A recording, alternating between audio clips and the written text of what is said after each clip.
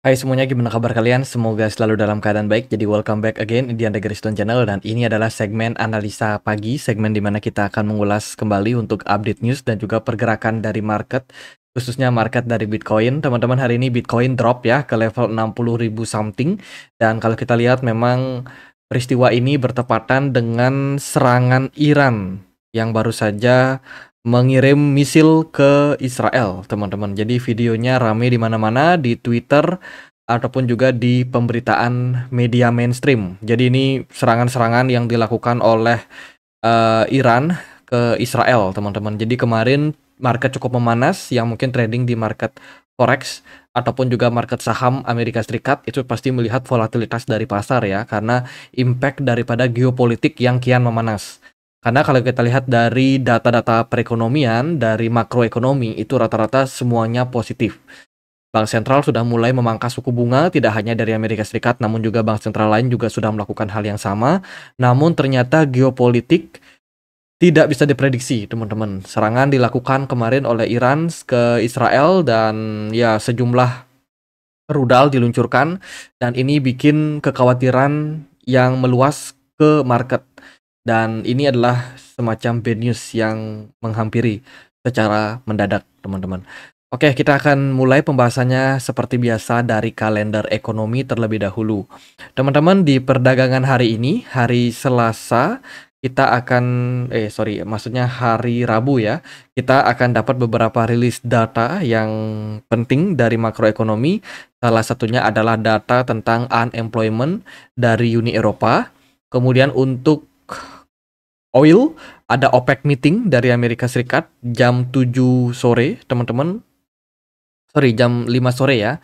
17.00 ini ada OPEC meeting. Kemudian juga akan ada data terkait dengan non-farm employment change dari Amerika Serikat. Ini juga data yang sangat penting jam 7.15 malam. Kemudian malam harinya akan ada crude oil inventory. Jadi itu beberapa rilis data yang penting untuk perdagangan hari ini. Sedikit review untuk data kemarin. Ada data terkait dengan CPI and core CPI dari Uni Eropa, di mana hasilnya adalah inflasi secara core turun dari 2,8 menjadi 2,7, which is bagus. Kemudian CPI normalnya dari 2,2 turun menjadi 1,8. Ini juga merupakan sebuah indikasi yang bagus untuk market.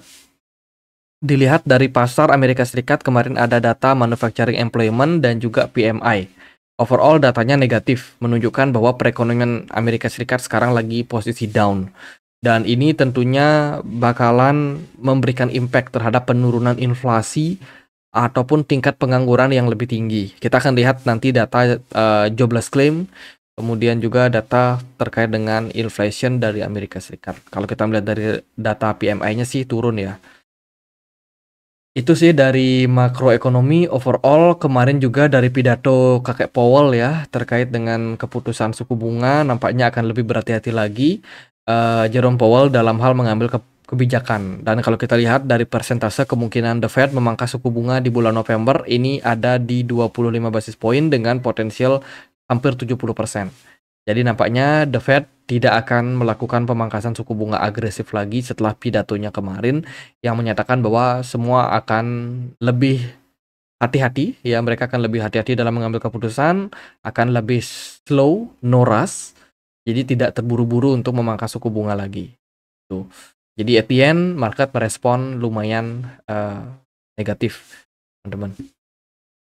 Oke, sebelum kita lanjut ke beberapa berita yang lain, di sini aku mau infokan ada bonus ya, ada bonus bagi teman-teman pengguna baru dari Get.io. Jadi ini khusus hanya untuk pengguna baru. Teman-teman bisa mendapatkan hadiah full price jika teman-teman baru mendaftar dan melakukan deposit ya, tidak kurang dari 100 US dollar, teman-teman akan berpeluang mendapatkan full price sebanyak 10.000 secara proporsional. Jadi maksudnya adalah makin banyak orang-orang yang mendaftar, itu akan dibagi nih 10.000 ini kepada masing-masing teman-teman yang sudah menyelesaikan KYC dan melakukan deposit. Itu lumayan, ada hadiah totalnya adalah 10.000 full price. Jadi buat teman-teman yang pengen daftar Get.io, linknya ada di kolom deskripsi.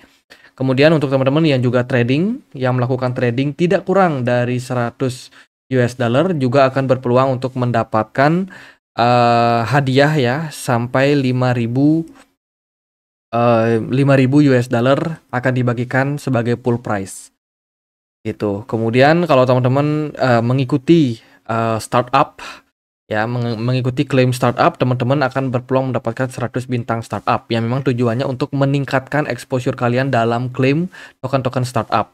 Gitu. Jadi maksudnya token-token startup itu Get.io bisa membagikan token mereka secara gratis kalau teman-teman sudah menyelesaikan beberapa misinya. Misi pertama adalah teman-teman melakukan KYC. Jadi wajib untuk daftar pakai KTP.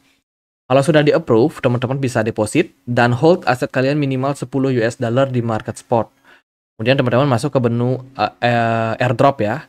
Di sini ada startup, kemudian startup airdrop. Teman-teman bisa claim. Di sini klik yang claim semua. Teman-teman akan berpeluang untuk mendapatkan token-token yang mereka bagikan. Dan akan ada banyak token-token baru yang dibagikan secara startup. Tuh, untuk more information, linknya di kolom deskripsi, teman-teman. Lanjut, kita lihat dari beberapa sentimen dari berita pasar. Oke, kemarin ada Eigenlayer yang listing di mayoritas exchange, kayak Coinbase, Bybit, dan juga Binance. Ya, kemarin harganya langsung melesat naik ratusan persen. Eigenlayer salah satu project risk-taking yang bagus, teman-teman. Kemarin juga ada Sui yang unlock token ya, sekitar 110 juta token. Ethena juga akan ada unlock hari ini. Waspada dengan volatilitas pada market. Kemudian juga ada data yang penting untuk hari ini adalah hari ini itu ada data dari Beta ya, token Beta akan ada update teman-teman untuk peg salah satu tokennya yaitu STK Beta. Itu besok akan ada data yang penting yaitu initial jobless claim, lalu dari Binance Futures akan melisting Fed AI di market perpetualnya. Oke, itu mungkin bisa menimbulkan impact volatilitas dari market. Dan informasi-informasi lebih lanjut, teman-teman bisa langsung cek di Layer GG di Twitter. Teman-teman, ini adalah event kripto yang sudah dibagikan dengan sangat-sangat mudah untuk teman-teman pahami dan juga pantau ya proyek-proyeknya. Oke, ada beberapa berita yang cukup penting. Pertama, BlackRock saat ini melihat bahwa kondisi Ethereum ETF itu dalam naratif yang cukup challenge. Artinya adalah minat dari para investor terhadap produk ETF Ethereum itu tidak sebaik yang dimiliki oleh Bitcoin ETF. Ini berarti bahwa Ethereum penyerapannya sangat-sangat lemah di market ETF. Dan ini terjadi tidak hanya milik dari BlackRock saja, namun juga beberapa produk lain seperti yang datang dari Grayscale dan juga dari beberapa hedge fund lainnya. Adapun beberapa kendala teman-teman terhadap kondisi dari Ethereum saat ini. Jadi reason behind Ethereum current price slump. Ya, jadi alasan dibalik penurunan harga Ethereum saat ini. Kalau kita lihat dari analisa ini mengatakan bahwa sebagian besar pengguna Ethereum itu adalah user yang memang cukup aktif. Hanya saja karena Ethereum ini sering kali padat, akhirnya Ethereum meluncurkan layer kedua. Apa yang terjadi? Layer kedua menawarkan banyak sekali kemudahan, seperti akses skalabilitas yang sangat-sangat besar, kemudian kemudahan untuk mereka terintegrasi dengan project Ethereum yang lainnya.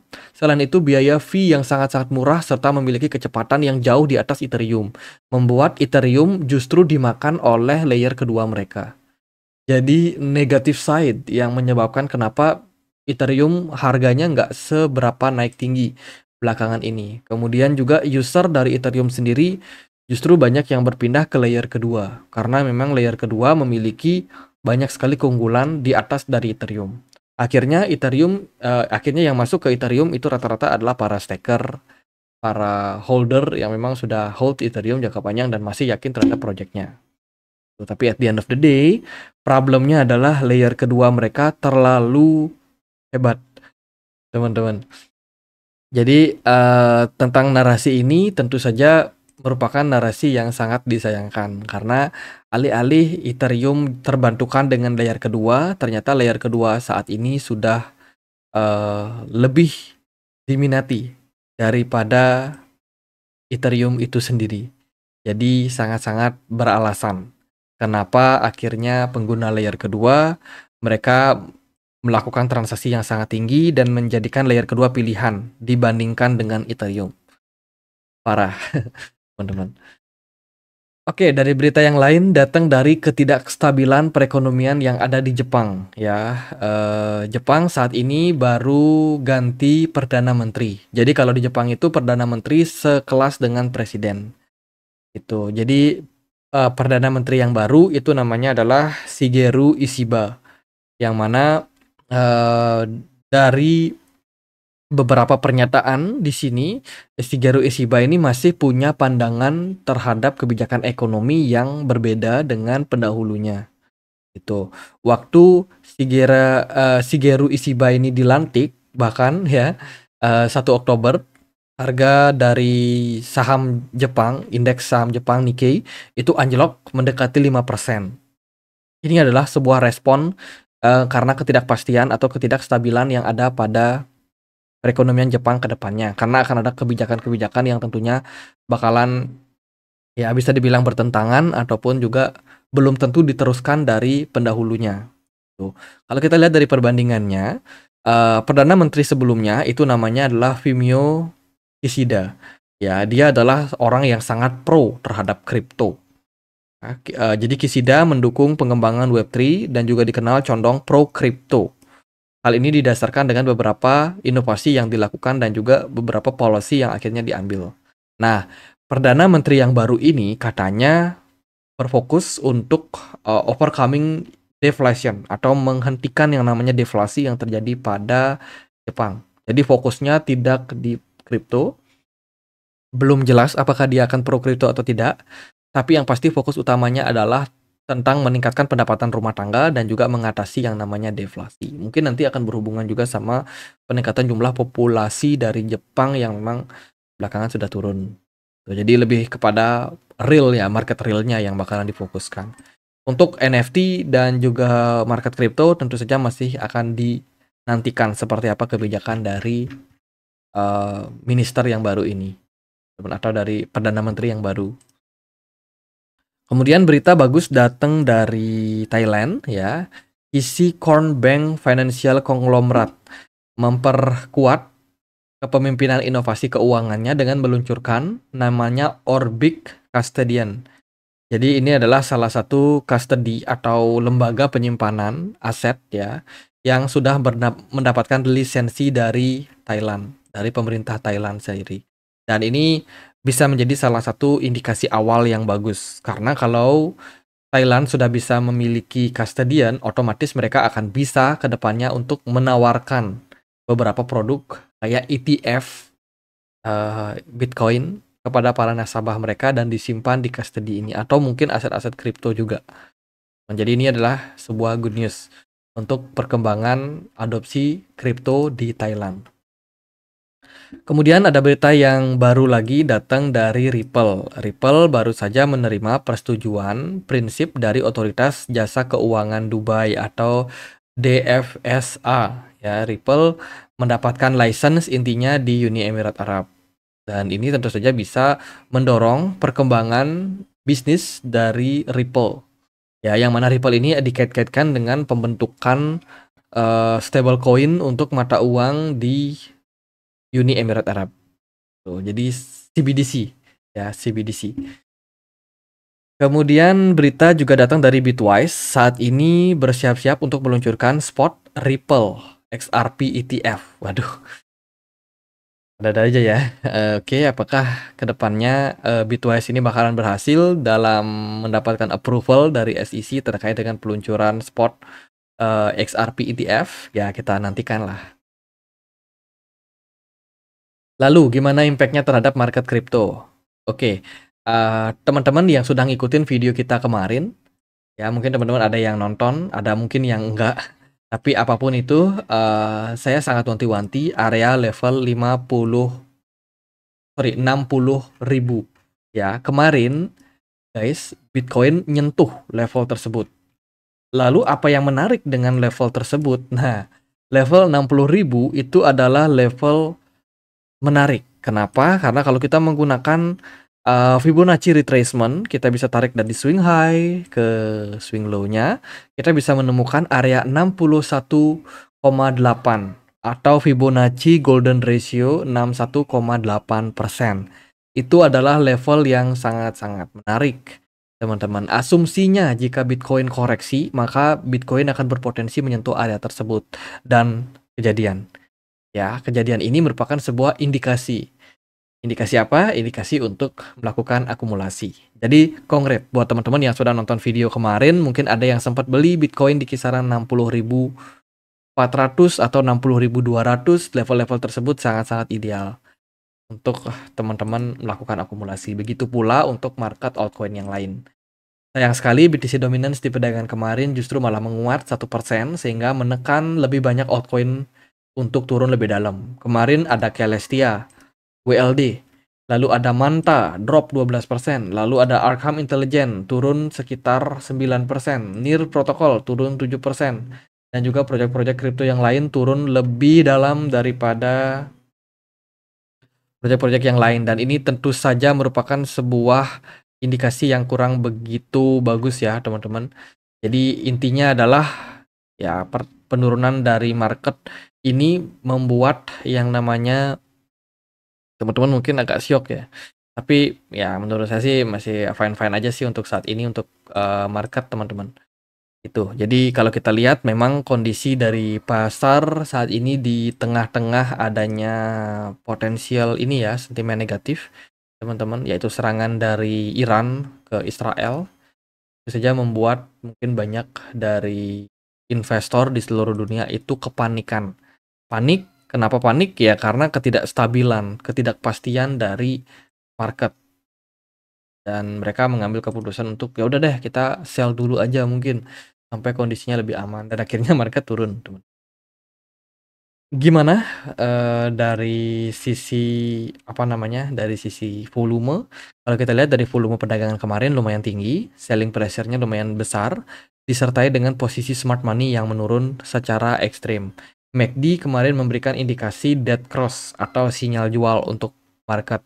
Bitcoin terkoreksi ke level golden ratio 60.400. Saat ini kondisi Bitcoin masih bergerak dalam descending broadening wedge pattern, sebuah level yang kita nantikan bisa breakout. Namun sayang sekali Bitcoin malah tertahan di level 66.000 dan belum berhasil menembus area tersebut. Jadi saat ini adalah kesempatan buat teman-teman melakukan akumulasi ya, khususnya bagi teman-teman yang memang sudah melirik momentum, wah kapan nih bisa masuk level 60.000 sampai 61.000, ini merupakan area level support yang lumayan oke, guys. Itu jadi saya rasa kesempatan buat DCA untuk saat ini, volume lumayan tinggi ya, sell off, kemudian smart money juga kosong di market, MACD-nya cenderung dead cross di time frame daily. Kalau kita lihat dari pergerakan Bitcoin di time frame 1 jam, sebenarnya pergerakan ini sudah mengarah kita kepada posisi koreksi, teman-teman. Kemarin Bitcoin sempat turun ya, dan juga ngetes area 64.000, tapi ternyata tidak kuat menahan level tersebut dan akhirnya penjualan tidak bisa terelakkan. Respon cenderung negatif, dan juga ya udah waktunya sih memang untuk koreksi terlebih dahulu. Karena kalau kita melihat dari siklus pergerakan atau struktur pergerakan dari market, ini ada kecenderungan membuat yang namanya ascending channel atau mungkin rising wedge pattern. Akhirnya koreksi, sekarang udah di level support. Jadi intinya itu sih. Jadi manfaatkan untuk akumulasi saat ini.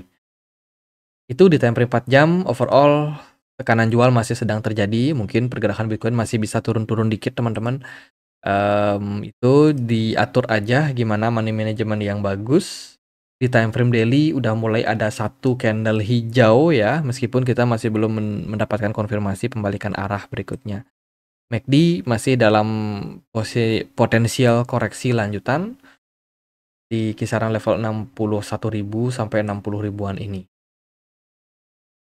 Itu sih untuk Bitcoin.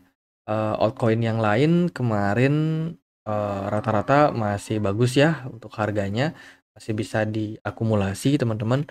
Saya rasa ya nggak terlalu gimana-gimana sih impact daripada market. Memang sudah waktunya buat koreksi aja. Jadi ini bukan bukan another apa namanya bear market ya.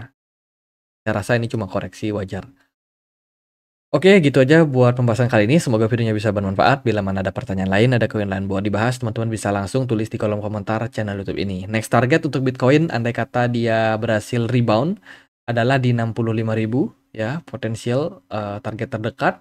Andai kata kalau pergerakan Bitcoin setelah gagal mempertahankan level 60.000, maka next target level support yang kuat ada di 56.000. Pertanyaannya adalah apakah Bitcoin bakalan dibawa turun lebih dalam atau justru bakalan rebound di kisaran 61.000. Harapannya sih rebound, teman-teman. Tapi ya kita lihat seperti apa market meresponnya. Jadi sekian aja buat update kali ini. Akhir kata saya Andre, makasih.